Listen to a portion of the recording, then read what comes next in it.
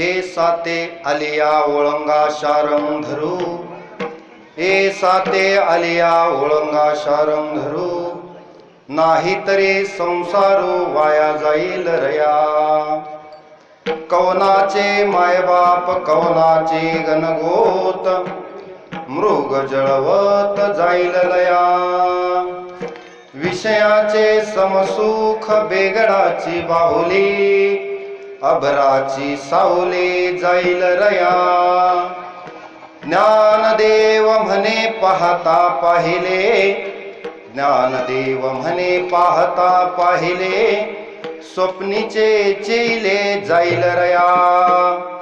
कवनाचे मायबाप कवनाचे गणगोत, मृग जळवत जाईल लया. विठ्ठला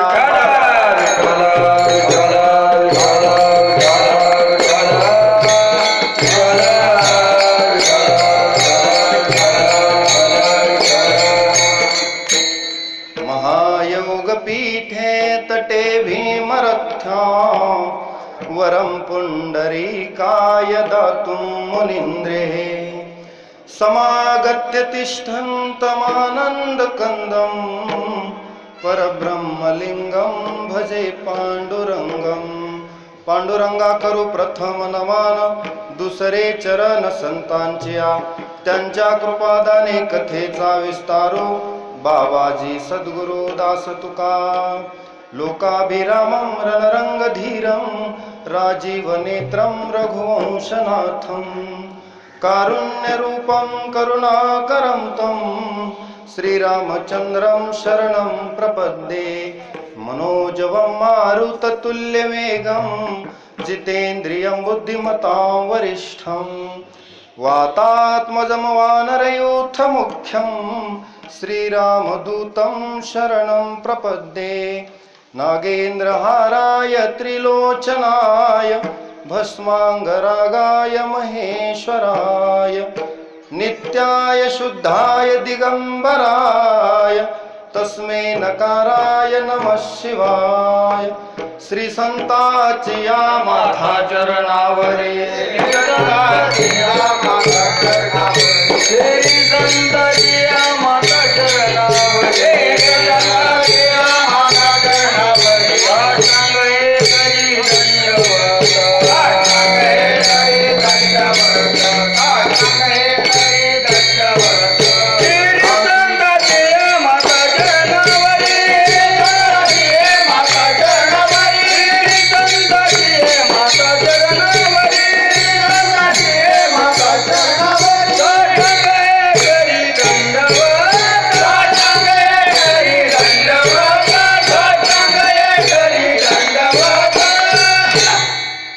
संताच्या माथा चरणावरी, साष्टांग हे करी दंडवत. विश्रांती पावलो सांभाळा उत्तरी, वाढले अंतरी प्रेम सुख.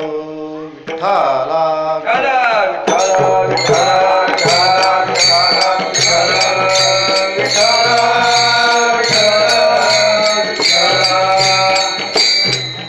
ब्रह्मानंदं परमसुखदं केवलं ज्ञानमूर्तिं. द्वन्द्वातीतं गगनसदृशं, तत्त्वमस्यादिलक्ष्यम्. एकं नित्यं विमलमचलं, सर्वधी साक्षिभूतं. भावातीतं त्रिगुणरहितं, सद्गुरुं तं नमामि. ए साते आलिया ओळंगा शारंग धरू, ए साते आलिया ओळंगा शारंग धरू, नाही तरी संसारो वाया जाईल रया. कवनाचे मायबाप कवनाचे गणगोत, मृग जळवत जाईल रया.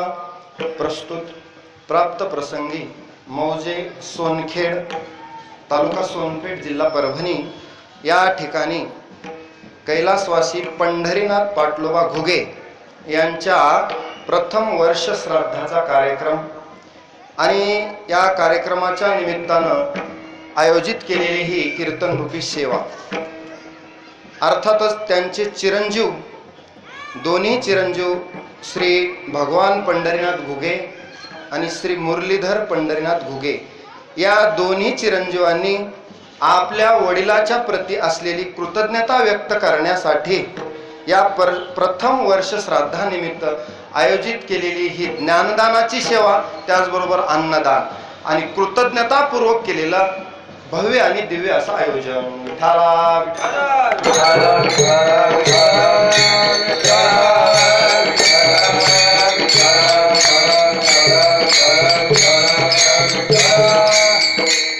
मनुष्य जन्माला आला की उपजल्या पिंडा मरण सांगाती, त्याच्यासोबत मरण असते.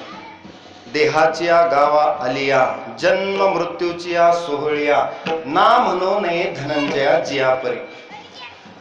माणसाला, प्रत्येक माणसाला मृत्यू ठरलेला आहे, अटळ आहे. जातस्य हि ध्रुव मृत्यू ध्रुवम जन्म मृतस्य च तस्माद परिहारेर्थे न त्वं शोचितुं अर्हसि. भगवान अर्जुनाला सांगतात, अर्जुना, उपजे ते नाशे, नाशिले पुनरपी दिसे. हे घटिका यंत्र जैसे परिभ्रमेगा. प्रत्येकाला इथं यावं लागतं आणि एक दिवस जावंही लागतं. ह्या दोन्ही गोष्टी अटळ आहेत. मरे मागुता जन्मधरी. प्रत्येकाला जन्म मरणाची ही जी येरझार आहे, ही येरझार एकदा जन्माला आल्यावर पुन्हा मरावं लागते. पण ही येरझार चुकवता येते. संत सांगतात येरझार चुकवण्यासाठी नामसाधना करावी लागते किंवा हरिभक्ती करावी लागते. म्हणून जन्माला आल्यानंतर मृत्यू अटळ आहे. तुम्ही किती जरी मृत्यूला घाबरलात तरी तो ज्या दिवशी येणार आहे त्या दिवशी तो तुम्हाला मृत्यू घेऊन जाणारच आहे. असा कोणी इथं पृथ्वी तलावर असा नाही कोणी की तो अमर आहे आणि फार काळ तो इथं राहणार आहे. प्रत्येकाचं अस्तित्व अगदी क्षणिक आहे. किती दिवस आहे हे सुद्धा माहित नाही. आणि या क्षणभंगूर आयुष्यामध्ये क्षणभंगूर नाही भरवसा, फारे सावध तोडा माया आशा. या क्षणभंगूर आयुष्यामध्ये माणसानं उठा जागे व्हारे आता, स्मरण करा पंढरीनाथा, भावे चरणी ठेवा माथा, चुकवी व्यथा जन्माच्या. या क्षणिक आयुष्यामध्ये जर हरिभक्ती केली तर जन्म सुफळ होतो, संसारही सुफळ होतो. आजी संसार सुफळ झाला गे माये, देखिले पाय विठोबाचे. विठाला विठाला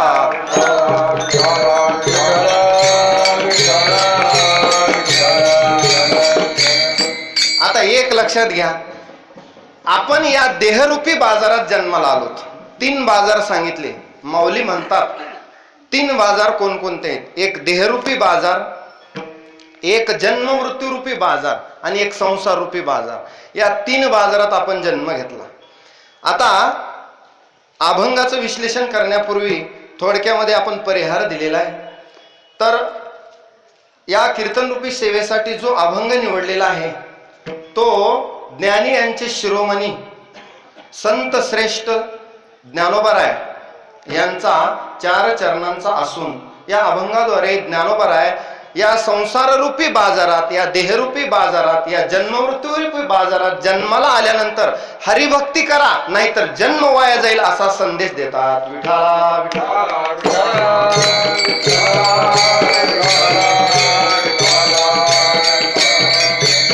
आता उपदेश करायला तो माणूस पात्र असला पाहिजे. त्यांनी उपदेश करावा. ज्ञानोबाराय पात्र आहेत. उभारिला ध्वज तिन्ही लोकावरी, ऐशी चराचरी कीर्ती ज्यांची. ते उपदेश करतात, साधारण नाहीत.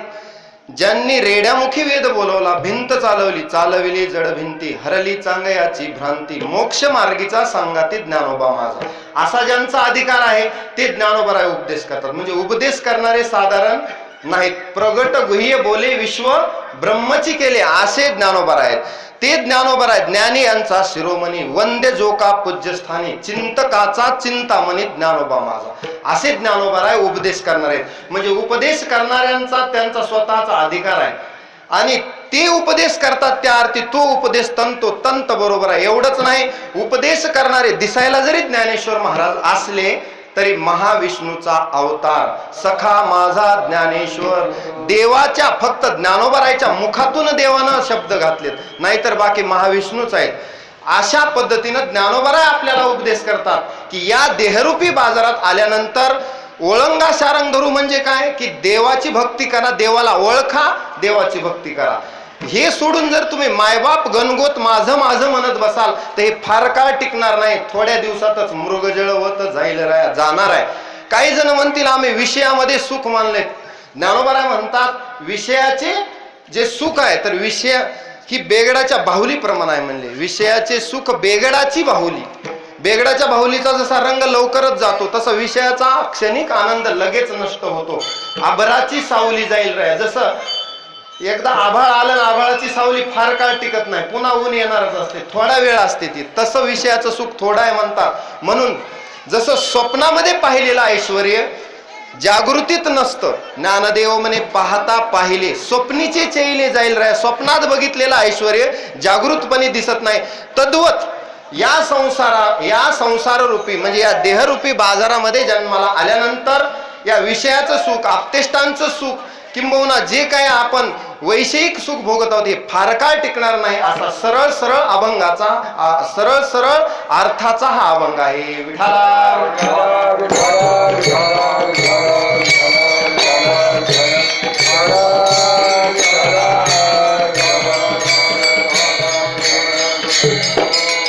आता लग्नाचे दिवस सुरू आहेत आणि गर्दा जरा इकडे लग्नाचा करू नका. लग्नामध्ये तर असं आहे, कन्या वर येते रूपम, माता वित्तम पिता श्रुतम, बांधवा कुलम इच्छन्ति मिष्टान्नम इतरे जना.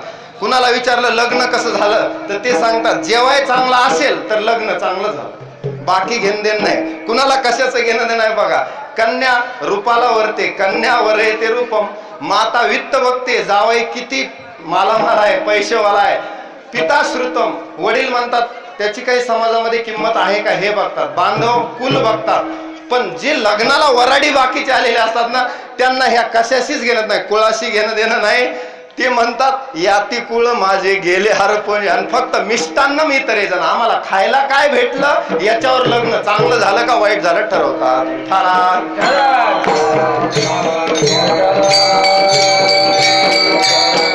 म्हणजे ही आपली रीत आहे. परंतु परमार्थामध्ये असं नाही.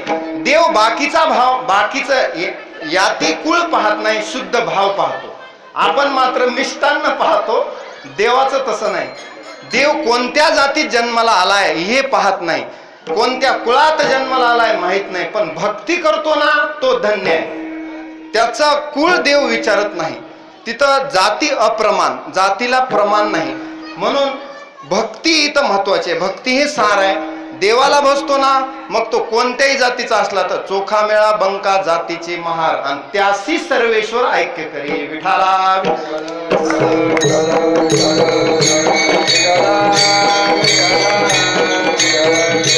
म्हणजे थोडक्यात उंच नीच काहे नेने भगवंत, तिष्ठे भाव भक्ती देखून या.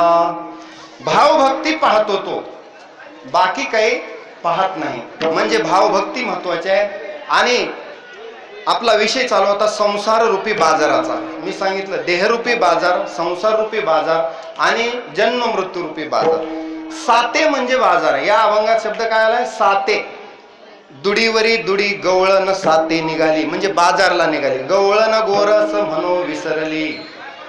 काय म्हणू लागली? म्हणजे गोविंद घ्या कोणी दामोदरू घ्यागे, तव तव हसते मथुरेच्या गे. म्हणजे साते शब्दाचा अर्थ काय? इथं बाजार. आणि देहरूपाला आलं म्हणजे भक्ती करावी असं ज्ञानोबा सांगतात. विठाला गर्दा जरा करू नका.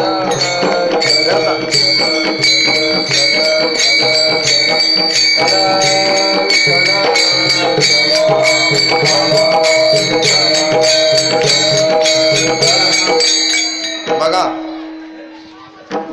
देहाला आल्यानंतर माणसाला असं वाटतं की देह म्हणजे मी आहे, हा देह माझा आहे. आणि या देहावर किती प्रेम आहे माणसाचं, किती प्रेम आहे. आपण पाहतो किती शृंगार, एक एक तास शृंगार करतात लोक या देहासाठी.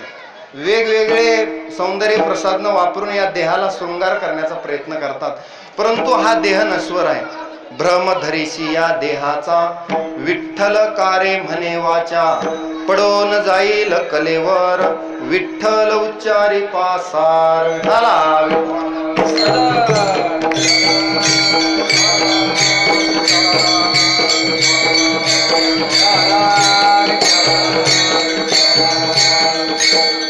आता या देहरूपी बाजारात आपण आलोत. लक्षात घ्या, या देहरूपी बाजारात आपण आलोत आणि संसारामध्ये पडलो.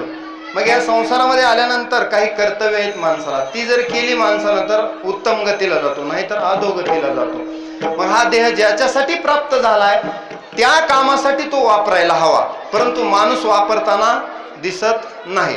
प्राप्त झालाय देवे दिला देह भजना गोमटा, पण आपण भजन करत नाही. सायाशी करीशी प्रपंच दिननिशी, पण हरीशी न भजशी.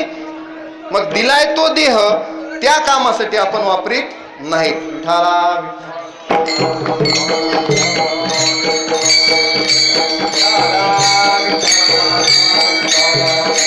मग या संसार रूपी बाजारात सर्वजण आलोत आणि एकदा यावं लागलं, वासनेच्या रूपानं आलोत. पुन्हा त्यालाही 4 प्रकारचे नियम आहेत.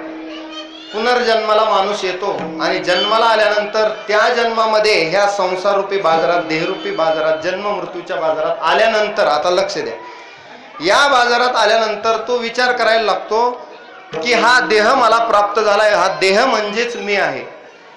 आणि या देहाला आपलं सर्वस्व मानून बसतो. त्याला देह तादात्म्य वृत्ती म्हणायचं. आता या देह तादात्म्य वृत्तीमुळं त्याचं असं नुकसान होतंय की तो या देहाशिवाय दुसरं काही सुख आहे असं मानित नाही, आणि इथंच त्याची चूक होते. आणि मग या संसारूपी बाजारात तो फसतो. संसार साते आलो मी पाहुणा हे विसरून जातो. संसारामध्ये मी पाहुणा म्हणून आलोय हे विसरल्यामुळं त्याची हानी होते. विसरली तया थोर झाली हानी, वाजतसे बोंब न ऐकती कानी, आणि हरी हरी न म्हणती तया थोर झाली हानी. विठाला जरा गर्दा कमी करा इकडला.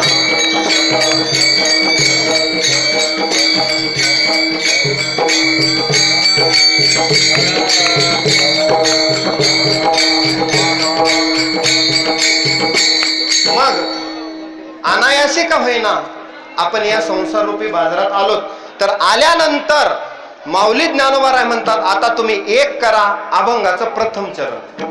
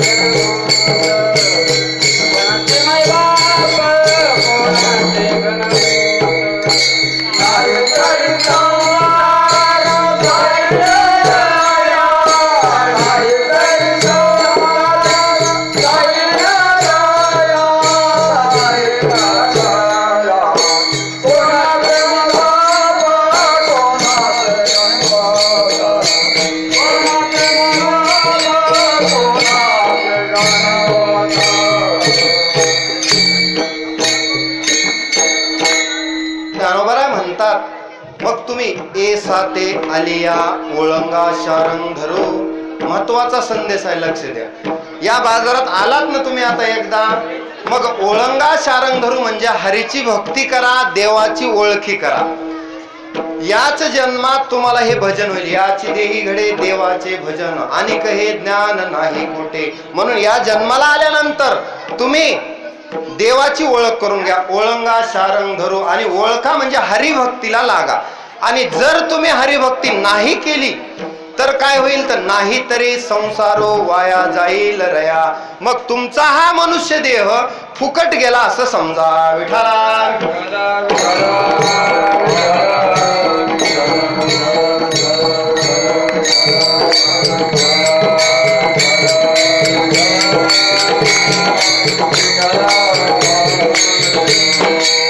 काही लोक गायक म्हणतात ना, आम्ही हरिभक्ती करत नाहीत, भजनाला जात नाहीत, तरी आमचा देह चालतो, तरी आमचं काही अडत नाही. अरे बाबा, पण पुढे फार मोठं नुकसान आहे, लक्षात ठेव. आता तुला वाटत असेल माझं काही नुकसान नाही, पण भक्तीविन गेला अधोगती. तुला माहित नाही, नरदेह निदान लागले हाती, उत्तम सार उत्तम गती. हे उत्तम भेटलेलं तुझं वाया जाईल, नाही तरी संसारो वाया जाईल रया.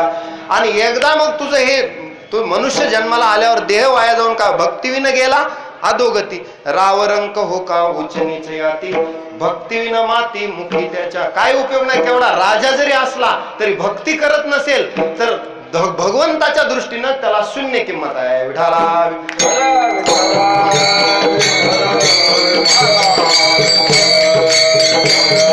म्हणून म्हणले ना, नाथ महाराज म्हणले, बहुता सुकृती नरदेह लादला आणि भक्तीविन गेला अधोगती. अनेक जन्माच्या सुकृतामुळे भेटलंय, 184 येऊन फिरून तुला हा मनुष्य देह भेटलाय, त्याची किंमत कर, नाही तरी संसारो वाया जाईल रया. कधी जर तू देवाला ओळखलं नाहीस, ए साथे आलिया ओळंगाशा रंग धरू. एक तर देवाला ओळख, देवाची भक्ती कर, नाही तरी संसारो वाया जाईल रया. मग तुझं ऐश्वर्य, तुझी विद्या, तू जे जे कमवलंस, वित्त सत्ता, याला काही किंमत नाही, उलट तुझा देह वाया गेला असं मी समजेल, असं ज्ञानोबा म्हणतात.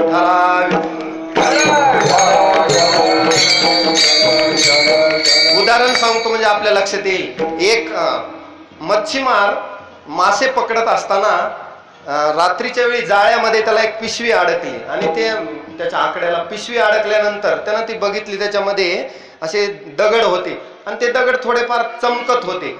मग तो म्हणला, काय आज दिवसभरामध्ये मला काही हाती लागलं नाही, फक्त दगड माझ्या हातात आले. आणि असं म्हणून तो आपल्या नशिबाला दोष देऊ लागला, माझं नशीब फुटकं म्हणलं, आज मला काही मिळकत मिळाली नाही. आणि मग एक एक दगड तो नशिबाला दोष देत देत पाण्यात टाकू लागला. आणि शेवटला एक दगड राहिला, तो म्हणला एवढा राहू देऊत. बायकोनं जरी विचारलं, कारण घरी धाक असतो ना, दिवसभर काय केलं, घरी गेल्यावर आपले गृहमंत्री विचारतात का नाही, मग बायकोनं जर विचारलं आज काय मिळकत मिळाली, तर उगा एवढा दगड तरी ठेवू म्हणून एक दगड ठेवला, म्हणजे घरी रिपोर्ट द्यायला है ना. आणि आल्यानंतर घरी मालकीने विचारलं, काय आज दिवसभरामध्ये काय घोडे मारले तुम्ही. त्यानं सांगितलं आज काहीच नाही, आज मिळकत नाही, पण एक दगड मात्र पिशवीत लागला. तिनं म्हटली दाखवा बरं. बघितला तर तो दगड चमकत होता. तर पत्नी थोडी हुशार होती, आणि पत्नी थोडी हुशार असतेच बरं नवऱ्यापेक्षा, कारण नवऱ्याच्या डोक्यामध्ये व्यवहार घुसलेला असतो, त्याला फार वेळ दुसरीकडे द्यायला नसतो. पण महिलांना थोडा वेळ रिकामा असतो, तर मग ते हुशारपणा करतात, मालकाच्याही पुढे हुशारपणा करतात. आणि आल्यानंतर मग तो दगड घेतला आणि जड जवाहिऱ्याकडे नेला, ज्याची पारख करू शकतो. त्यानं सांगितलं, अरे हा मौल्यवान हिरा आहे. असं म्हटल्याबरोबर याची किंमत 1 कोटी रुपये आहे सांगितलं. मग मात्र त्यानं डोक्यात हाणून घेतलं, असे मी एक पिशवीभर दगड समुद्रात टाकून दिले. 1 कोटीचा एक दगड ठेवला होता पत्नीमुळं, तर एवढा फायदा झाला. आणि तेवढे दगड टाकून दिले, त्याचा पश्चाताप होत आहे. दृष्टांत संपला, आता सिद्धांत आहे का. ज्याप्रमाणे त्या मच्छीमाराला पश्चाताप झाला की एवढे दगड टाकून दिले, हा दगड साधारण नाही, मौल्यवान आहे, तसा हे शरीर मौल्यवान आहे. ज्याला कळालं, याची किंमत ज्याला कळाली. नाही तर काही जण ह्या देहाला असं वापरतात की जसं काय याची काही किंमतच नाही, सहज मिळालंय म्हणून किंमत नाही, पण सायासानं मिळाल्यास किंमत लक्षात येते. तुम्ही दवाखान्यात जा, मग तुम्हाला शरीराचा एखादा पार्ट इकडे तिकडे होऊ द्या, किंमत लक्षात येते. पण फुकट दिलाय करोडो रुपयाचा देह, मधले एक एक पार्ट बघा, देवाची किमया बघा, आताड कसं ठेवलंय, डोळे नाक कान, कोण देखवी ऐकवी एक नारायण सांगितलं. संतांनी तर सांगितलं, कोणाचे सत्य चाले हे शरीर. याचा जरा विचार करा बाबांनो, तुम्ही विचारच करत नाहीत. कोण चालवतंय या शरीराला, आणि कोण देखवी ऐकवी एक नारायण, तयाचे भजन चुकू नको, तो चालवतो हे शरीर. आणि तो जर चालवत नसेल तर मग मुर्दा सुद्धा चालला पाहिजे. चालतो का मुर्दा? नाही. त्याच्यातला राम निघून गेला, त्याच्यातला देव निघून गेला, मग राम नाम सत्य त्याला चौघांनी उचलून न्यावं लागते. स्वतःच्या शक्तीनं जात नाही. म्हणजे मी स्वतःच्या शक्तीनं बोलत नाही, स्वतःच्या शक्तीनं ऐकत नाही, कोणीतरी बोलवणारा, कोणीतरी ऐकवणारा आहे, तो म्हणजे देव. विठाला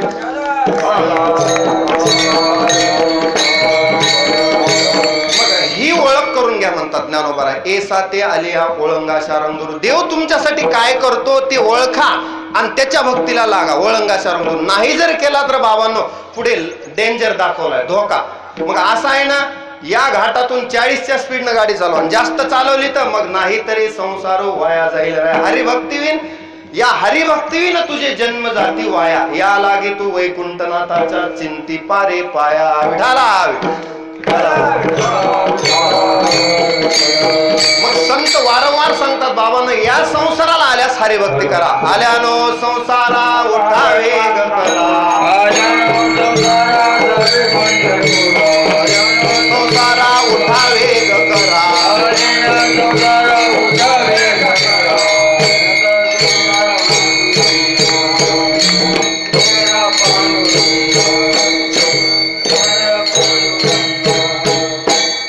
आल्यानो संसारा उठा वेग करा, शरण जा उदारा पांडुरंगा.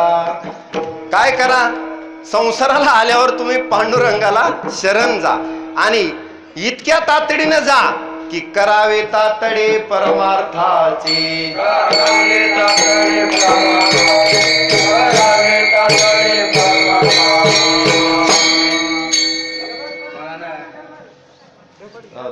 करावी तातडी परमार्थाची. काय करा, संसाराला आल्यावर तातडीनं परमार्थ करा, म्हणजे उठा वेग करा. कशासाठी सांगितलं की ए साते आलिया, आलात ना, मग आता लवकरात लवकर उद्धरून जाण्याचं बघा, उद्धरून जाण्याचं बघा. मग उद्धार कशात आहे तर हरिभक्तीमध्ये उद्धार आहे. ज्यांनी ज्यांनी हरिभक्ती केली त्यांची यादी सांगतो, त्यांचा उद्धार झाला. प्रल्हाद, नारद, पराशर, पुंडरीक, व्यास, अंबरीश, सुख, शौनक, भीष्म, दालभ्यान, रुक्मांग, अर्जुन, वशिष्ठ, विभीषणादीन पुण्यानिमान परम भागवतान स्मरामी. विठाला.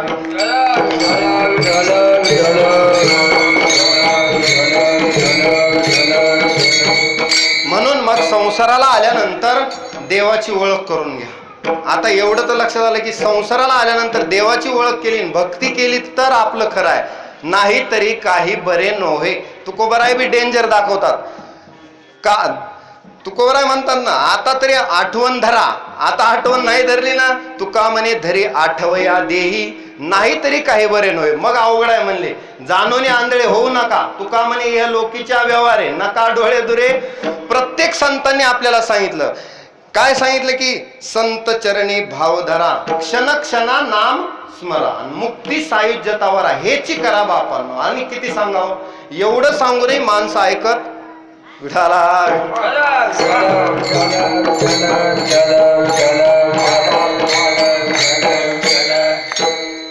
मग आता देवाची ओळख करून घ्यायची म्हणजे काय लक्षात घ्या. ओळंगा शारंग धरू म्हणजे हरिभक्ती करायची. हरिभक्ती करण्यामध्ये दोन गोष्टी महत्वाच्या आहेत. एक तर देवाप्रती कृतज्ञता आहे, आणि याच देहामध्ये माणूस देव स्वरूप होऊ शकतो, मुक्त होऊ शकतो, दुसऱ्या जन्मात नाही. पशु काय जाणीती पाप पुण्य, त्यांना काय माहित नाही, ते उत्तम मध्यम भोग भोगिती, बस त्यांना माहित नाही. पण माणसाला हे ज्ञान आहे ना, आहार, निद्रा, भय आणि मैथून हे सगळ्यांना समसमान आहे.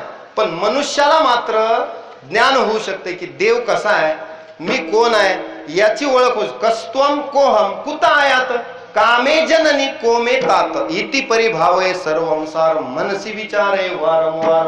भज गोविंदम भज गोविंदम भज गोविंदम मूढमते प्राप्ते सनिहिते मरणे नहीं नहीं रक्षति जोगृय करणे. संत सांगतात ना बाबांनो, या संसाराला आल्यावर भज गोविंदम भज गोविंदाची भक्ती करा, गोविंदाचं भजन करा, त्याच्यात तुमचा उद्धार आहे. आता उद्धार आहे म्हणजे काय की जन्माला आल्याचं सार्थकच त्याच्यात आहे. तुका म्हणे जन्मा आल्याचे सार्थक,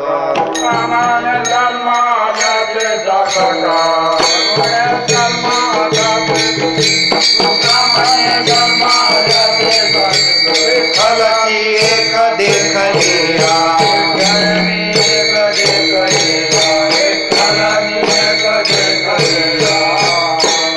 तुका म्हणे जन्मा आल्याचे सार्थक, विठ्ठलची एक देखलिया. विठ्ठल बघितला ना, ते सार आहे. सार सार विठोबा नाम तुझे सार.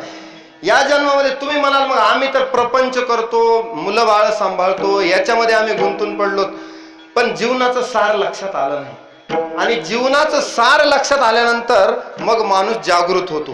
तोपर्यंत बोध होत नाही. एकदा तर पश्चाताप झाला ना मग वैराग्य येते आणि मग ज्ञानाकडे भक्तीकडे माणूस वळतो.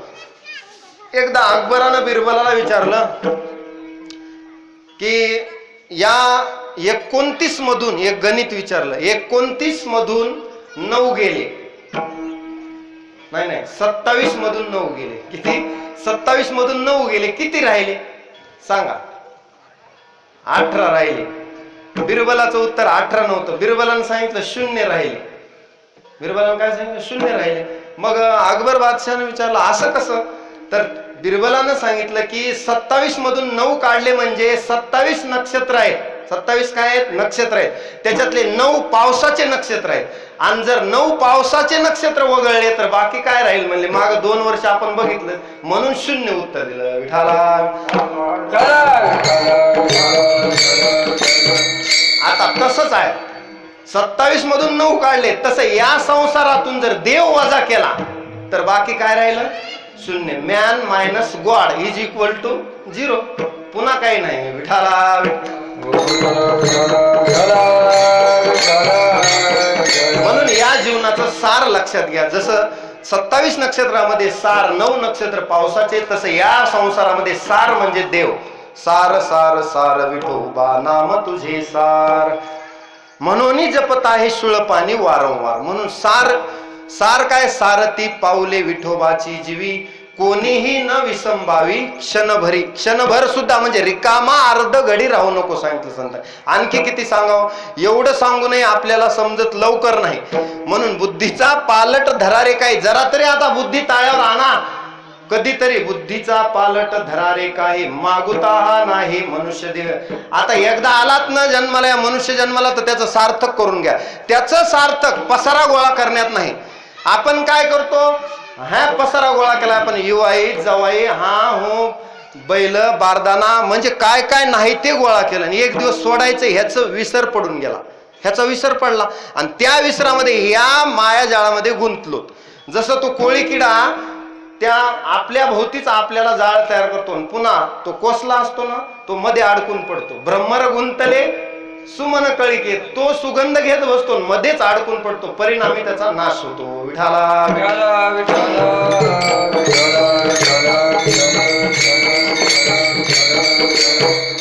म्हणून ज्ञानोबराय म्हणतात, तुम्ही सुद्धा या प्रपंचामध्ये आई वडील नातेसंबंध गणगोत मुलं बाळ यामध्ये अडकून न पडता हे मृगजळवत जाणार आहे अभंगाचं ध्रुवचरण. कौनाचे माय बाप कौनाचे गणगोत, कौनाचे माय बाप कौनाचे गणगोत.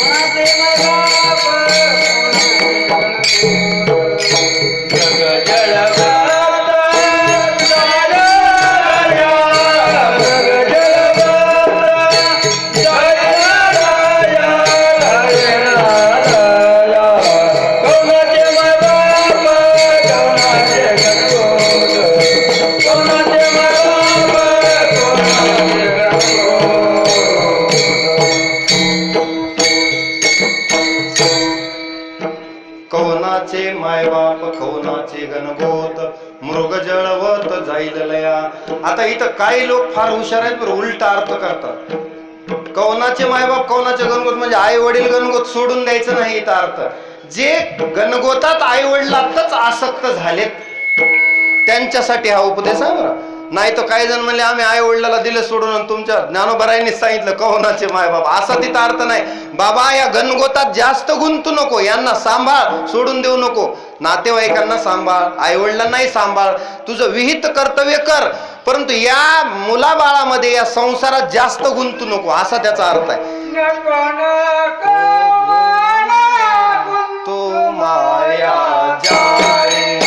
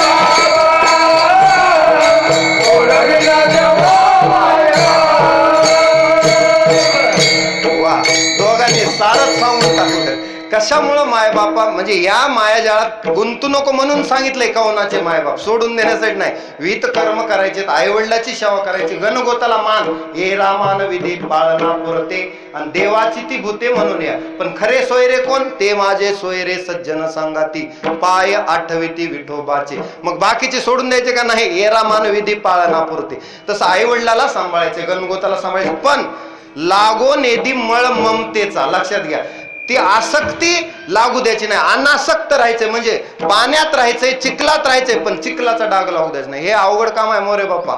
म्हणजे जल कमलवत राहणं त्याला म्हणतात. चिखलात कमळ राहतं पण चिखल अंगाला लागू देत नाही. म्हणजे या जन्माला आल्यानंतर आसक्ती कायची जडवून घ्यायची नाही. या पृथ्वी तलाव कशाच बंधन आसक्ती मनाला ठेवायची नाही. कुंटली या धावा तृष्णेच्या, कुठलीच तृष्णा ठेवायची नाही, तर मोकळा होतो माणूस. आणि बंधन नसलं ना मग मोक्षाला गेला. बंधन नाही, बंधनाची नाही ठावे, मोक्ष कास आहे म्हणावे. मग त्याला काय, त्याला मुक्तच आहे ना, तो बद्ध नाही, कशाशीच बांधलेला नाही. मग बांधल्या जाऊ नये म्हणून कौनाचे मायबाप आहे. लक्षात घ्या, तुम्ही सांगितलेलं प्रमाण. नको नको मना गुंतू माया जाळी काळाला जवळे ग्रासावया. आणखी एक सांगतो म्हणले, ह्याच्यात जर जास्त गुंतला असेल, काळ जर आला तर हे कोणी सोडवित नाही, हे सोडवित नाहीत. नको नको म्हणा गुंतू माया जाळी काळाला जवळी ग्रासावया. काळाची हे उडी पडेल बा जेव्हा, सोडविना तेव्हा मायबाप. तेव्हा सोडवतात का मायबाप? म्हणून कौनाचे मायबाप मन ते सोडवू शकत नाहीत, असमर्थ आहेत. पुत्र बंधू कांता संपत्तीचे हे बी सोडवू शकत नाही. हरिविना कोणी नाही सोडविता, किंवा तुका म्हणे तुला सोडविना कोणी, आणि एका चक्रपाने वाचून या. तुला कोणी सोडवणार नाही. तू म्हणशील माझे भले भले सोयरे आहेत. अहो देशीचा चौधरी सांगितलं ना. आणि कती सोय रे भली भली सोडविना राजा देशीचा चौधरी. आणि कती सोय रे भली भली, किती जरी भले सोयरे असले, काळ जर जवळ आला तर हे सोडू शकत नाही. म्हणून माया जाळात गुंतू नको, अनासक्त राहा, असा संदेश माऊली देतात. विठाला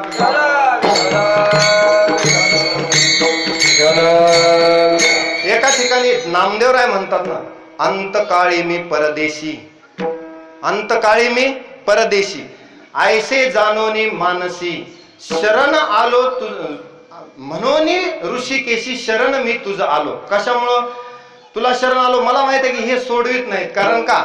9 मास गर्भवासी कष्ट झाले ज्या मातेशी, आणि तीही दूर राहील, तिनेही दूर टाकलं म्हणले. जीवी बापाशी कोड, जीवी बापाशी आवडन, पूर्वी मुखी घालोनी कोड, पण जेव्हा लागली यम ओढ तेव्हा दूर टाकेले. म्हणून हे नको, म्हणून कवनाचे मायबाप हे सोडवित नाहीत म्हणले. मग तुम्ही म्हणाल दुसरे पत्नी, पत्नी नाही ती तो मी तव जळ तसे स्मशानी एकला म्हणले. पत्नी देहग्रहाची कामिनी, ती तव राहिली भुवनी, आणि मी तव जळ तसे स्मशानी अग्नी सवे एकला. विठाला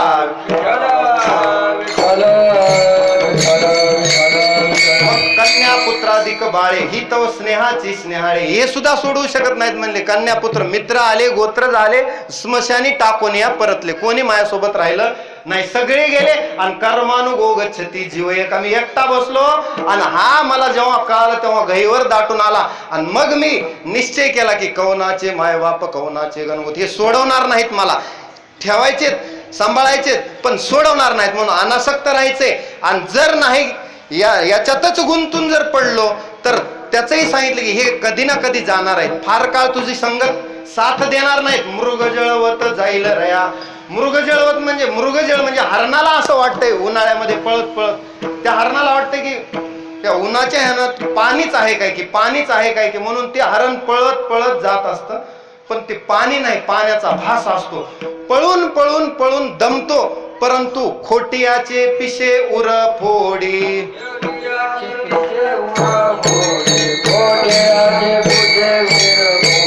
मृगजळ दिसे सातपणा ऐसे, मृगजळ दिसे सातपणा ऐसे, खोटियाचे पिशे उर फोडी.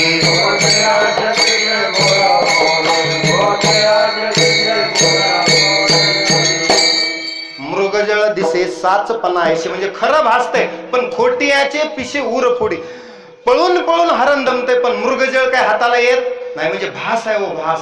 तसा हा संसार सुद्धा, तैसा हा संसार पाहता पाहता अंतकाळी हाता काही नाही, काहीच नाही म्हणले. जळी बुडबुडे देखता देखता आणि क्षणाला लागता दिसे नाती, तैसा हा संसार पाहता पाहता अंतकाळी हाता काहीच येत नाही म्हणले. फक्त म्हणजे कोळशाची दलाली हात काळे आहेत म्हणले. या संसारात सुख तर नाहीच, संसार दुःखमूळ आहे, उलट म्हणले आपल्याला बाधक आहे. पण केव्हा बाधक नाही संत सांगतात, जववरी तववरी बाधी हा संसार, जव रखुमा देवीवरू बाप देखिला नाही बाप, तोपर्यंत. एकदा देवाला पाहिलं ना मग संसार बाधक नाही. विठाला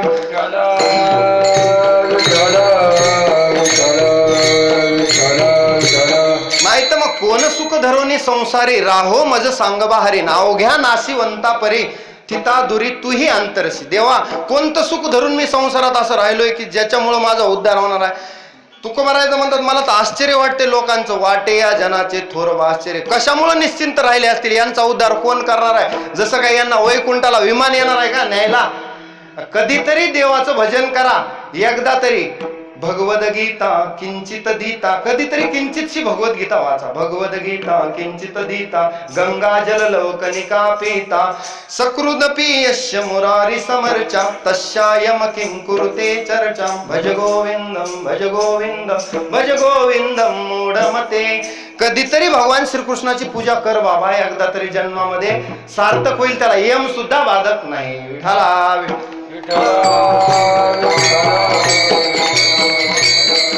आता एवढा उपदेश संतांनी कशासाठी केला की मृगजळवत जाईल लया. हा आभास आहे रे, खरं समजू नको. आणि आपण तर खरं समजतो, आपल्याला वाटतंय हा आपली पत्नी, आपले मुलं बाळ, आपली गाडी, आपला बंगला, हे सगळं इथं राहणार आहे. धनानी भूमो पशवश्च गोष्टे. धन इथंच राहणार आहे, पशु गोट्यातच राहणार आहेत, भार्या ग्रहद्वारे, पत्नी ग्रहापर्यंतच आहे, जन स्मशाने, लोक स्मशानापर्यंत. आणि आपण मग देहच चितायाम परलोक मार्गेन कर्मानुगो गच्छति जीव एका. एकट्या जीवाला कर्माचा झाडा द्यायला पुन्हा चित्रगुप्ताजवळ लेखणी असते. तिथं मात्र मग जसं गुरुजी ग्रहपाठ आम्ही शाळेत विचारतो, आणला का ग्रहपाठ, नसला ना कुणा केला त्याची मान खाली असते. मग तिथं ग्रहपाठ नसला ना झालेला, जीवनात भक्ती झालेली नसली ना, मग मात्र खाली मान नाही. मग यमाचे यमदंड बैसतील माथा, मग तिथं यमाचे यमदंड बसतात. म्हणजे तेव्हा तुझं रक्षिता तिथं कोणीच रक्षा करणार नाही. म्हणून मृग जळवत जाईल या विठाला. म्हणजे आभास आहे, थोडक्यात लक्षात. तुम्ही म्हणाले ही सगळी माया आहे आणि ही माया पार करायची आहे. भगवान गीतेत सांगतात, दैवी रेषा गुणमयी मम माया दुरत्या. ही माया पार करणं कठीण आहे, पण अर्जुना काही लोकांनी ही माया पार केली. सांगतो कुणी, मामेव ये प्रपद्यन्ते माया मेताम तरंती. ते तरले म्हणले कोण, जे मला भजले, जे सर्व भावे मज भजले. कोण ते मात्र एकची लीला तरले, जे सर्व भावे मज भजले. ते मात्र तया आयल थडीच सरले मायाजाळ. त्यांचं मायाजाळ गेलं म्हणले, बाकीचे मायाजाळात अडकले. म्हणून देवाकडे जो आला ये साते आलिया ओळंगा शारंगरू, त्याला मात्र पुन्हा माया बाधक नाही. मामेव ये प्रपद्यन्ते माया मेताम तरंती ते. विठाला. मग आभास रूप का भासते, ही मायेमुळे आपल्याला आभास. म्हणजे काय वाटतं, जग खरं आहे, खरं आहे म्हणून आपण पळत राहतो त्या हरणासारखं. पण जग खरं नाही. ब्रह्म सत्य जगन मिथ्या, हे जगतच मिथ्या आहे हो. पण आपल्याला असं वाटतं की हे खरं आहे. या मायेमुळे हा भास होतो. कारण वेदांतात जर गेलं तर ब्रह्माचं अधिष्ठान मायेने घेतले म्हणून हे जग खरं वाटते. नाही तर इथं खरं वाटायसारखं काहीच नाही. सगळा भास आहे, सगळं मृगजळ जाणार आहे, नश्वर आहे, अनित्य आहे. पण नित्य आणि शाश्वत एक परमात्मा आहे आणि त्याचं भजन, तयाचे भजन चुकू नको सांगितलं. कारण का, नित्य शाश्वत कोण जर या जगात असेल तर ब्रह्म सत्य जगन मिथ्या. जगत कसं आहे, मिथ्या आहे, खोटा आहे, पण ते आपल्याला खरं वाटतंय. विठाला विठाला.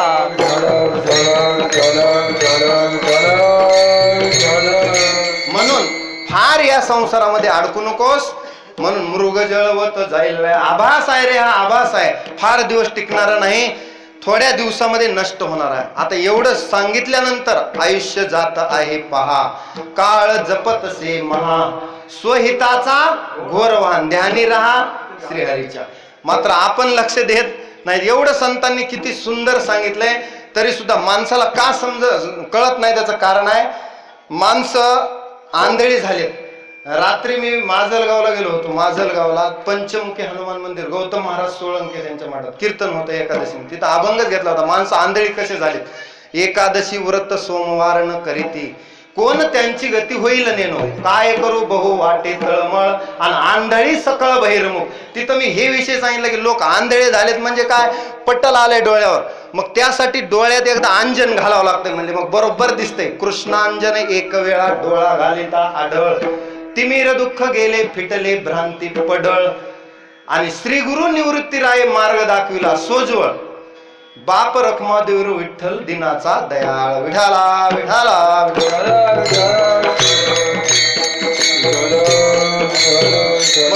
माणसं आंधळी झालीत, बहिर्मुख झाले. जाणून आंधळे होऊ नका. तुकोबाराय म्हणले, जाणून आंधळे तुम्ही होतात म्हणले, तुम्हाला लक्षात येत नाही म्हणून बहिर्मुख होऊ नका. म्हणून काय करा, हे मृग जळवत आहे ना, हे लक्षात घ्या अगोदर. हे मृग जळवत ज्यांनी ज्यांनी हे मायाजाळ सारलं ते देवच झाले हो म्हणले. नाथ महाराज म्हणतात, सुखयाज्ञवल्क्य दत्त कपिल मुनी, सुखयाज्ञवल्क्य दत्त कपिल मुनी, हरिसी जाणोनी हरिक झाले.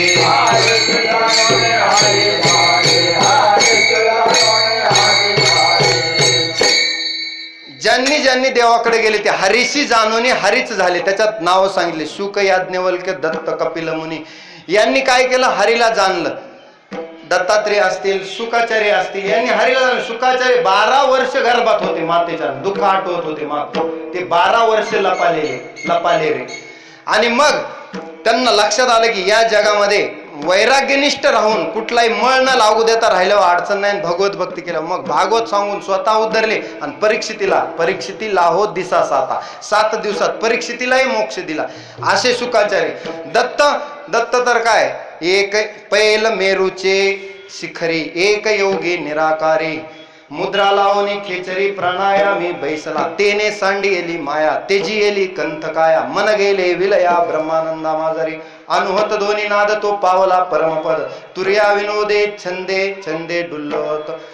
मग असे कोण? दत्त. असे दत्त ज्ञानदेवा अंतरी दत्तात्रेय योगी असं असे दत्त ते हरीशी जाणून हरीच झाले. विठाला विठाला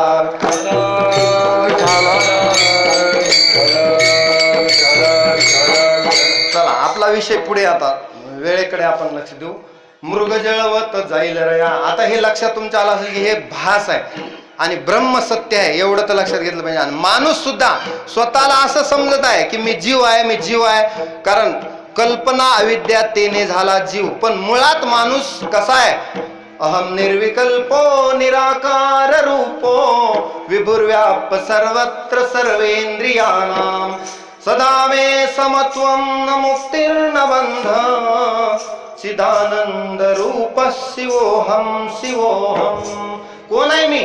कस्त्वम कोहम. हे लक्षात घेतल्यावर मी चिदानंद रूप शिवोहम आहे. म्हणजे अहम ब्रह्मास्मी पर्यंत माणूस जातो, जीव ब्रह्मेव नापरा. एवढं ज्याला लक्षात आलं तर तो मात्र या मृगजळात फसला नाही. विठाला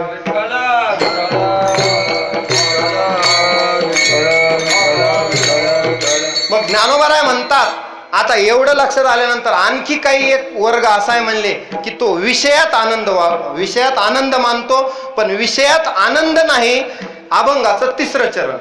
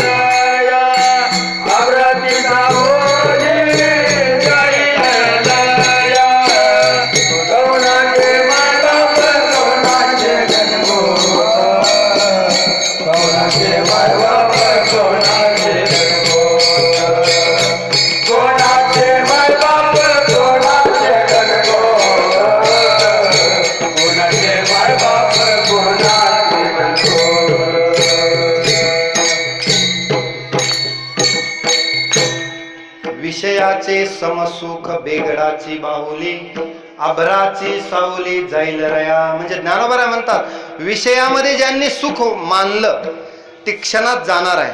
बेगडाच्या बाहुलीसारखा त्याचा रंग लगेच जाणार आहे. आणि अभराची सावली म्हणजे आकाशाची सावली फार काळ राहणार नाही, लगेच जाणार आहे. म्हणजे काय? एका ठिकाणी तुकोबाराय म्हणतात विषयाचे सुख येथे वाटे गोड, विषयाचे सुख येथे वाटे गोड, गोडे अवघड यमगंड,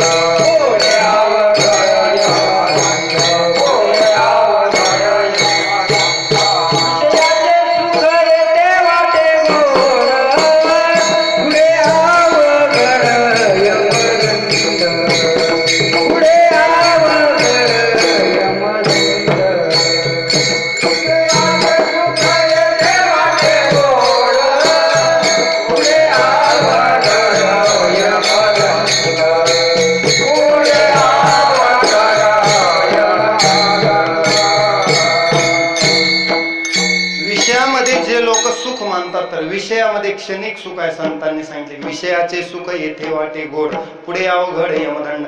आणि ते क्षणिकही आहे. कसं क्षणिक आहे सांगतो. विषयामध्ये माणूस विषयाचा ध्यास करत बसतो. आता लक्षात घ्या, विषय म्हणजे फक्त स्त्री आणि पुरुष यांचा काम फक्त नाही, तर इच्छा, वासना, भोग, हवे हवे असणे, सतत इच्छा करणे, सतत हाव करणे, हा सुद्धा एक कामच आहे बरं माणसाच्या मागे लागलेला. मला हे पाहिजे ते पाहिजे, हा सुद्धा काम आहे.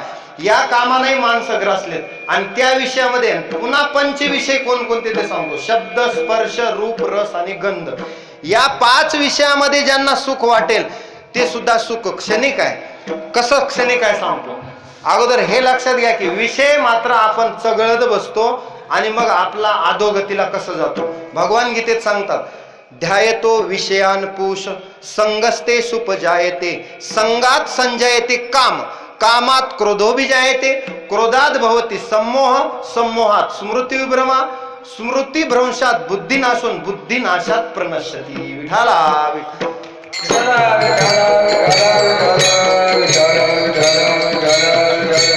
एवढ्या प्रक्रिया घडतात. म्हणजे विषयाचा ध्यास केल्यानंतर काम, क्रोध, लोभ उत्पन्न होतात आणि मग हे 3 नरकाला नेऊन घालतात. त्रिविधम नरक सेदम द्वारम नाशनम आत्मना, काम क्रोधस्तथा लोभस्तस्मात् देतत्रयम त्यजेत. म्हणून हे 3 जे आहेत नरकाचे द्वार आहेत, काम, क्रोध आणि लोभ, यांना त्याज्य केलं पाहिजे.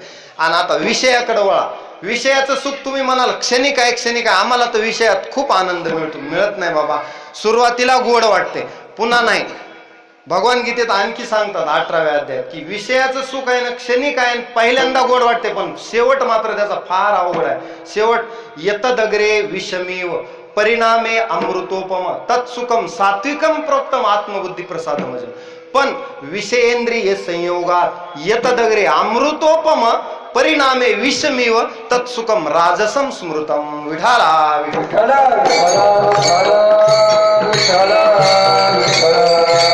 म्हणजे काय, विषय इंद्रिय संयोगात इंद्रिय सुख थोड्या काळासाठी गोड वाटते, पण त्याचा परिणाम सुरुवातीला अमृतासारखं वाटते भोग भोगताना, विषय सेवन करताना, इंद्रियानं विषय सेवन करताना, पण पुन्हा त्याचा परिणाम काय होतो, विषासारखं कडू परिणाम त्याचे मिळतात. पण परमार्थात तसं नाही.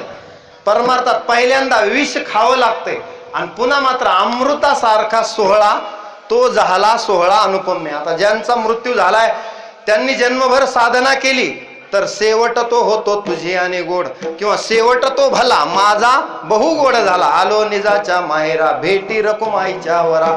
त्यांचं मरण मरून गेलं, मग मरण माझे मरुनी गेले आणि मज केले अमर. कोणी ज्यांनी हरिभक्ती जाणली, विषय त्याज्य केले आणि देव आपलासा केला, त्यांना मात्र मग मरण आणि येले. ते कारण त्यांनी विषय सुख टाकून दिलेलं असते. मरण आणि येले. त्यांनी काय केलं, मरणाला सुद्धा मरण आणलं. आपुले मरण पाहिले म्या डोळान, तो झाला सोहळा अनुपम्य. आनंदे दाटली तिन्ही त्रिभुवने, सर्वात्मकपणे भोग झाला. त्यांच्यासाठी काय आवड, तुकोबा राहिला न्यायला विमान आलं, सदेह वैकुंठाला गेले तुकोबा म्हणे रामेश्वर भट्ट सकाळा पुसोनी, गेला तो विमानी बैसोनिया, किंवा मानव देह घेऊन निजधामा गेले. अनुपम्य सोहळा झाला, शेवट गोड झाला. परमार्थात सुरुवात वाईट असते, म्हणजे वाईट म्हणजे कष्टदायक आहे, वाईट नाही कष्टदायक, पण परिणाम गोड मिळतात.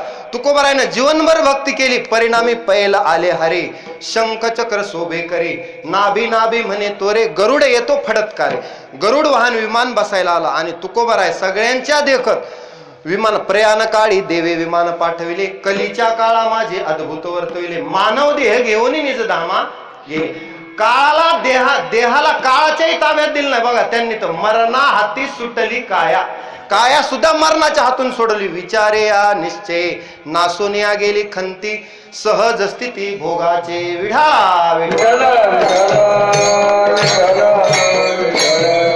मग असा फरक आहे. विषयात अडकल्यावर भ्रमर गुंतले समन कळिकेने, विषयात जे अडकले आहेत हरिपाठी स्थिरावला तोच धन्य, आणि विषयात अडकला की भ्रमर गुंतले सुमन कळके. दोन्ही महत्वाचं आहे. विषयातून सुटला त्याचा शेवट गोड झाला, विषयात अडकला त्याचा शेवट वाईट आहे.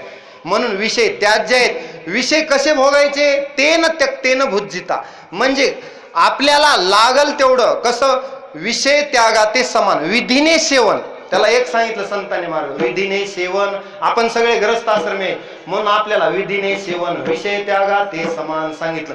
असे विषय जर भोगले तर बाधक नाहीत म्हणले. तलवार म्यानात आहे, पाहिजे तेव्हा बाहेर काढायची, नको तेव्हा आत. तसं क्रोध कधी काढायचा कधी आत, काम कधी काढायचा कधी आत. दिलाय ना देवानं, ते वापरायचा कसा आपल्या हातात आहे. पण आपण मात्र पत्नीवर राग काढतो भाया महाग सारून लगे. पण जिथं राग काढायचा तिथं काढत नाही. तुकोबारायनं मात्र अभक्तावर, जे नास्तिक लोक आहेत त्यांच्यावर राग काढला आणि आस्तिकाबद्दल दया दाखवली, त्यांना देवाकडे घेऊन गेले. विठाला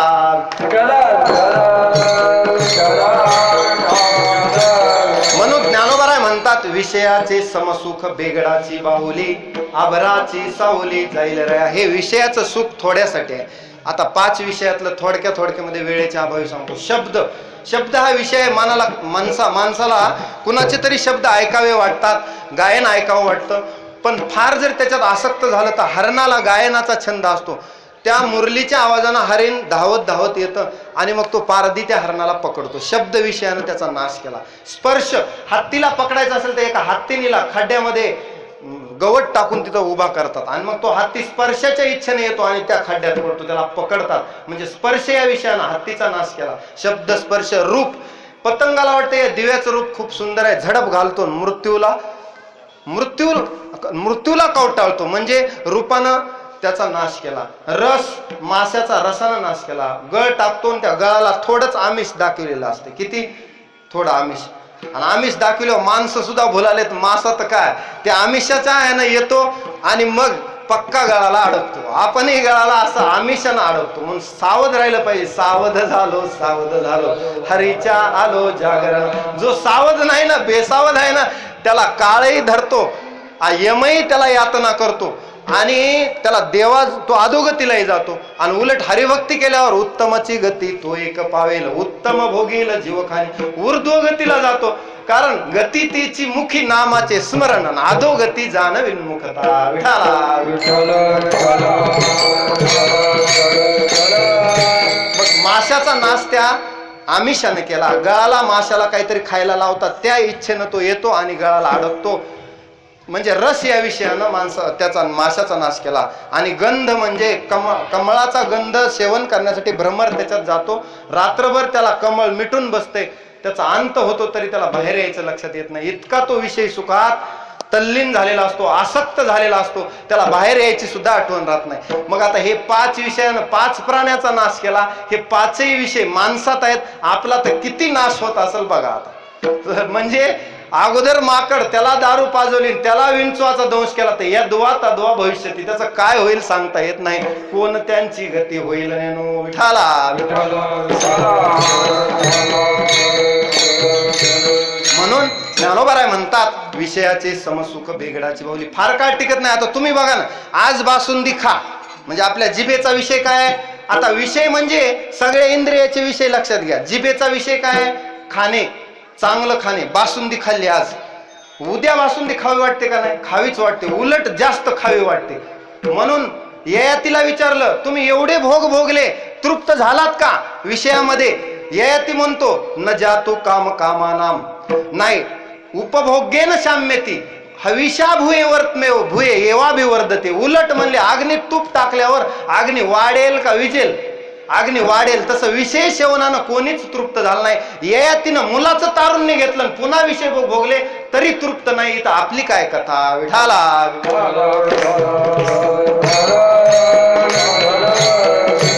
रावणाकडे एवढं ऐश्वर्य होतं, पण सीता मातेची इच्छा केली, परिणामी विषय सुखामध्ये रावणही गेला. नहुष स्वर्गाधिपती झाला, तो पुढे रहाटी भांबावला, तो भुजंग तो पावला नेणं शिकाय. नहुषाला एकदा स्वर्गाधिपती इंद्र केलं आणि इंद्राणीची इच्छा केली, रथाला सप्तर्षीला मांडलं. अगस्तीला राग आला आणि सगळ्या ऋषीला मांडून. म्हणजे विषयामध्ये माणूस अंध असतो. अंध म्हणजे काय?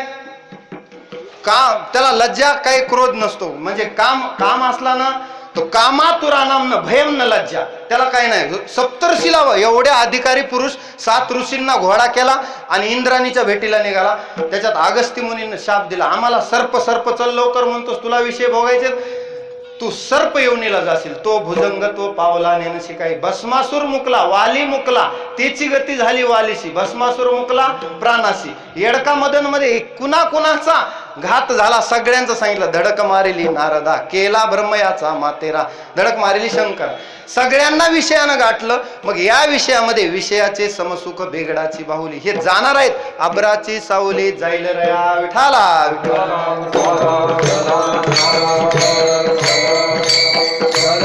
मग ज्या अर्थी लोकांनी एवढे विषय भोगले, मग आपण आपला विषय चालू जिभेचा.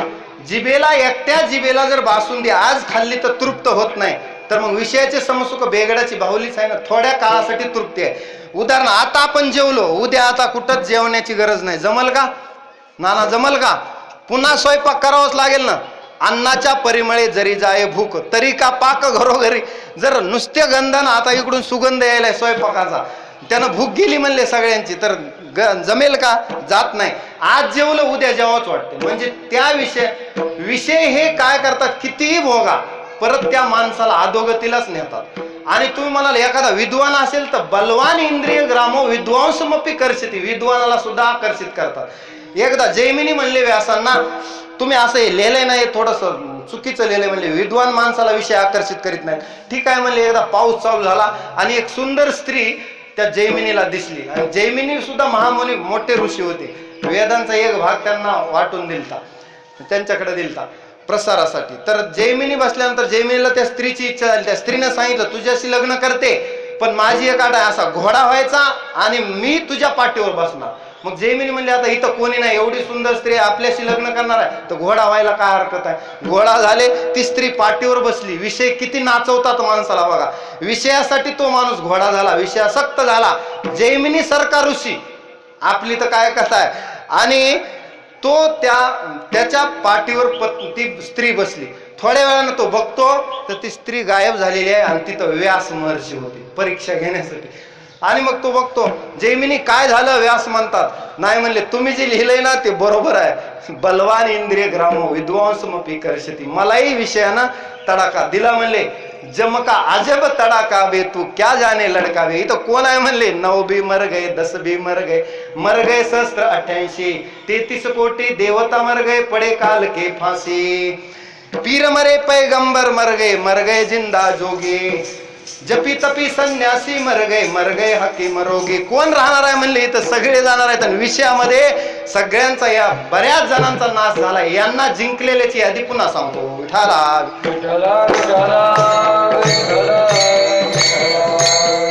नाथ महाराज म्हणतात, अशीही थट्टा, या थट्टेतून 4 जण सुटले म्हणले.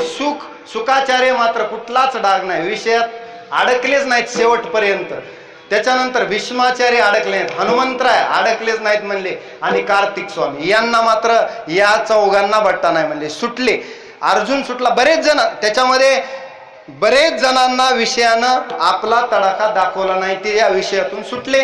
म्हणून आपण मात्र विषयाचे समसुख बेगडाची बाहुली असं समजा, आणि अबराची सावली जाईल रया असं समजल्यानंतर, आणि या संसारात देवाची भक्ती केल्यानंतर आपला जन्म सार्थक होतो. आणि ती सार्थक आद्य वासुदेव छंदे सांगितलं. म्हणजे काय की ए साते आलिया ओळंगा शारंग धरू, नाहीतरी संसारू वाया जाईल रया. विठाला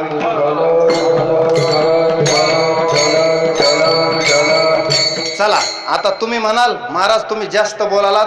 एका दिवशी कीर्तनाला सगळे लोक आले महाराजांच्या. महाराजांना असं लांबवलं कीर्तन, सगळे उठू गेले, एकच माणूस राहिला. आणि त्याला मी विचारलं, तू का थांबलास? ते म्हणला, तुमच्या खाली जी सतरंजी घोंगडा आहे ना, ते माझं अडकलंय म्हणून थांबलो. तसं होऊ नये म्हणून एकदा आता विठोबा रखुमाईचं भजन करा. विठोबा रखुमाई करा भजन एकदा. महिला मंडळ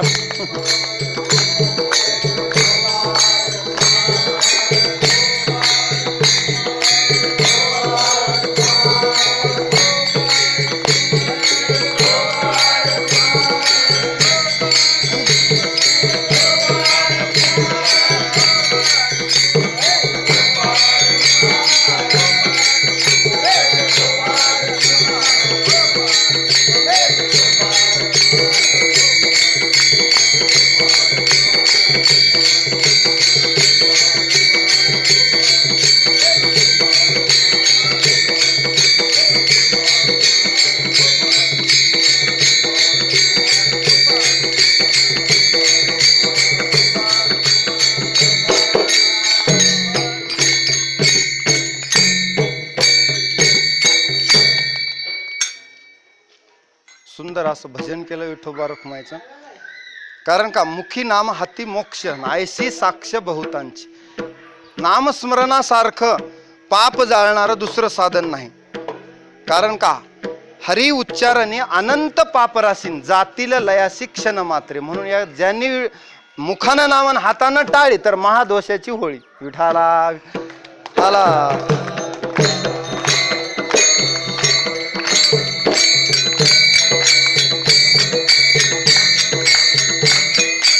चला मग ज्ञानोबराय म्हणतात की स्वप्नामध्ये एखाद्या माणसानं ऐश्वर्य पाहिलं, त्याला स्वप्न पडलं ना ऐश्वर्य पाहिलं तर ते जागृतीत थोडंच खरं असते. जागृतीत खरं होतं का? स्वप्नात एखादा माणूस राजाही होतो, एखादा रंकही होतो, पण उठल्यानंतर आहे त्या स्थितीला असतो. म्हणजे स्वप्नीचीच येईले जाईल राया, ते खरं नाही. तसंच माणसाला आपतेष्टापासून वाटणारं सुख, विषयापासून वाटणारं सुख आणि संसाराचं सुख हे क्षणिक आहे. अभंगाचं शेवटचं चरण न देव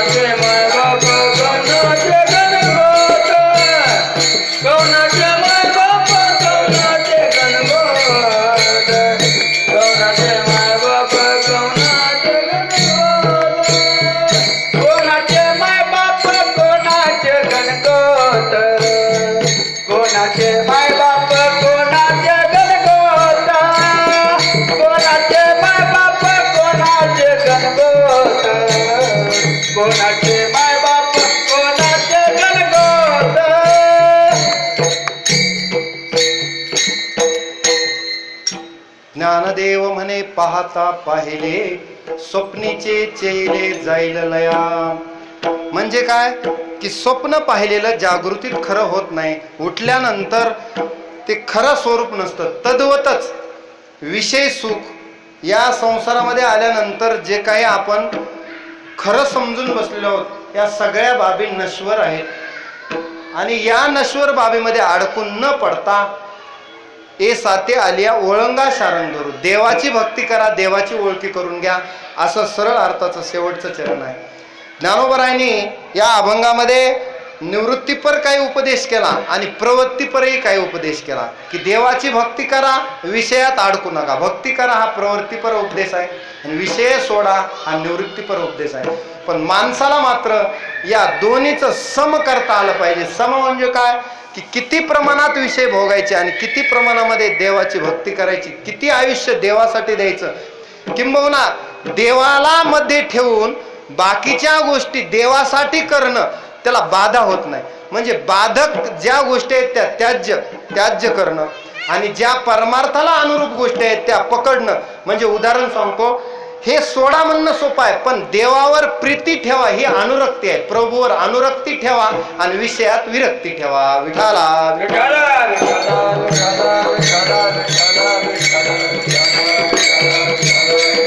जीवाभावापासून देव आवडला पाहिजे.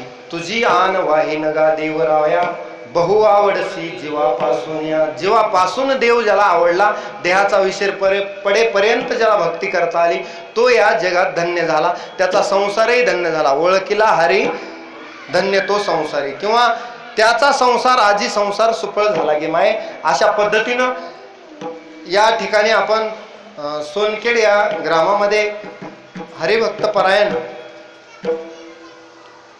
कैलासवासी पंढरीनाथ पाटलोबा घुगे यांच्या प्रथम वर्ष श्राद्धानिमित्त आयोजित कीर्तनरूपी सेवेसाठी ज्ञानोबरायांचा जो अभंग होता, ए साते आलिया ओळंगा शारण धरू, या अभंगावर जसं जमल तसं सद्गुरूनं बुद्धी दिल्याप्रमाणे निरूपण करण्याचा प्रयत्न केला. वेळ होत आलेली आहे आणि पुनश्च एकदा मी त्यांचे चिरंजीव अर्थात श्री भगवान पंढरीनाथ घुगे आणि श्री मुरलीधरराव पंढरीनाथ घुगे यांना धन्यवाद देतो. कारण त्यांनी वडिलाप्रती जी कृतज्ञता आहे ती ज्ञानदान आणि अन्नदानाच्या रूपानं व्यक्त केली. आता ज्ञानदान हे सर्वश्रेष्ठ दान आहे. कीर्तनाच्या माध्यमातून ज्ञानदान करणं आणि अन्नदान, न अन्न उदक समम दानम, अन्न आणि पाणी देणं यासारखं तानेल्या जीवनवना माझी दान नाही. आणि ज्ञानदानही श्रेष्ठ आहे. नाही ज्ञानेन सदृश्यम पवित्रमिह विद्यते तत् स्वयं योग संसिद्ध कालेन आत्मनि विंदती. म्हणून असं ज्ञानदान आणि अन्नदानाच्या रूपानं त्यांनी हे केलेलं आयोजन अगदी सार्थक व्हावं, त्यांच्या वडिलांना सद्गती मिळावी आणि त्यांनी आयुष्यभर केलेल्या परमार्थाची गोड फळं त्यांना मिळावी अशी भगवान हनुमंतरायाच्या चरणी प्रार्थना करतो. आणि या ठिकाणी परत एकदा सर्व टाळकरी मंडळी, कारण सगळे आपलेच आहेत, सर्वांचा नामोल्लेख न करता सगळे आपल्या परिचयाचे आहेत आणि सगळ्यांनी जी साथ दिली मला, कारण माझा स्वर नाही अपस्वर असताना भजनी मंडळानं साथ दिली, पकवाज वादन चांगलं केलेलं आहे आणि श्रोतेही, माता भगिनी श्रोते आदी करून सगळ्यांनी या कार्यक्रमाला उपस्थिती लावली आणि हा कार्यक्रम सर्वांनी गोड करण्याचा प्रयत्न केला. त्याबद्दल या सगळ्या श्रोत्यांचेही धन्यवाद. टाळकरी मंडळ पकवाज वादकालाही त्यांनाही धन्यवाद आणि गायनाचार्यांनाही धन्यवाद. सगळ्यांचा नामोल्लेख न करता सगळ्यांचा मी ऋणी राहण्याचा प्रयत्न करतो. सदैव अशीच माया माझ्यावर ठेवा, कारण बालक बोबडा बोले, मी कला कुसरी काहीच नेनेन, बोलतो वचने अति भाविका, जे मला येईल ते नोहे हा उपदेश तुमचे बडबडले शेष, तुमचे कृपेचे पोसणे जन्मोजन्मी तुका म्हणे. म्हणजे माझं नाही हे किंबहुना तुमचे केले, धर्म कीर्तन सिद्धी गेले, येत माझे जी उरले पाईकपण, या न्यायानं तरी न्यूनते पुरते अधिकही सरते, करोनी घ्यावे तुमते विनवितू असे. अशा पद्धतीनं सुंदर असा कार्यक्रम या सोनखेड ग्रामात आज प्रथम वर्ष श्राद्धानिमित्त यांच्या झालेला आहे. कैलासवासी पंढरीनाथ पाटलोबा घुगे यांच्या प्रथम वर्ष श्राद्धानिमित्त सर्वजण आले, सगळ्यांनी हा कार्यक्रम चांगला केला. पुनश्च एकदा पुन्हा देईल तेवढे धन्यवाद कमी. असंच प्रेम ठेवा, असाच लोभ असू द्या आणि परमार्थ साधना भगवंतानं आपल्याकडून करून घ्यावी.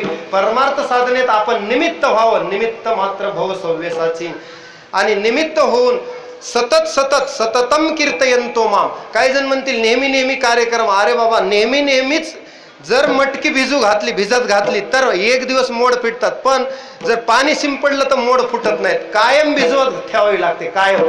तसं हरिनामी धवले जग, सतत त्याच्यात राहावं लागतं. सततम कीर्तयन्तो माम यतंतश्च दृढ व्रता नमश्चंतश्च माम भक्त्या नित्ययुक्ता उपासते. असं सतत भगवंताचं नामस्मरण केल्यानं माणूस भगवत स्वरूप होतो, प्राणी भगवत स्वरूप झाले. निंदितेही त्याने वंद केले, कोणी अंगीकार ज्यांचा केला नारायणे. मग आपण तर माणूस आहेत, माणूस, पण माणूस असून माणसासारखे कर्तव्य करा आणि परमार्थाकडे येण्याचा प्रयत्न. गती तेची मुखी नामाचे स्मरण, पण अधोगती जाण विन्मुखता. म्हणून भगवत सन्मुख होण्याचा प्रयत्न करा. हनुमंतरायाच्या चरणी एवढंच मागणं मागू की कैलासवासी पंढरीनाथ पाटलोबा घुगे यांना सद्गती द्यावी आणि त्यांच्या आयुष्यामध्ये त्यांनी जो परमार्थ केला त्याची गोड फळं त्यांना मिळावीत. भगवान हनुमंतरायाच्या दरबारामध्ये झालेली सेवा हनुमंतरायाच्या चरणी समर्पित करतो आणि वाणीला पूर्ण विराम. ज्ञानेश्वर माऊली, ज्ञानराज माऊली तुकाराम.